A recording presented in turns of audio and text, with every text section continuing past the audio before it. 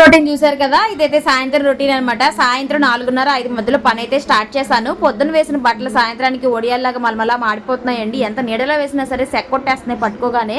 విజయవాడలో అయితే ఎండలు విపరీతంగా స్టార్ట్ అయిపోయాయి. అప్పుడే మంటలు వచ్చేస్తున్నాయి అనమాట. సాయంత్రం 5 అయినా కూడా ఎదురెండ తగ్గట్లేదు మాకైతే మాత్రము. ఇక బట్టలన్నీ తీసేశాను. ఇక ఆ పైన తీగ పైన కట్టారు సరే, ముడతలుగా వేసినా సరే ఎలా వేసినా ఆరిపోతున్నాయి. ఇంకా చీర అయితే మా అత్త అయితే లాస్ట్ టైం వచ్చినప్పుడు వదిలేసి వెళ్ళారు.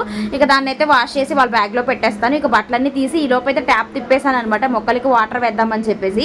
పొద్దున సాయంత్రం 2 పూటలు వేసినా కూడా వాటర్ బాగా ఆవిరైపోతున్నాయండి. ఇక స్కూల్ వదిలే టైం కదా, పిల్లలు స్కూల్కి వస్తూ ఉంటారు, స్కూల్ నుంచి ఇంకా షాప్కి అది వస్తూ ఉంటారు అనమాట కొనుక్కోవడానికి. ఇంటికి వచ్చే టైం కదా అని చెప్పి హడావిడిగా వర్క్ అయితే చేసేసుకుంటూ ఉన్నాను.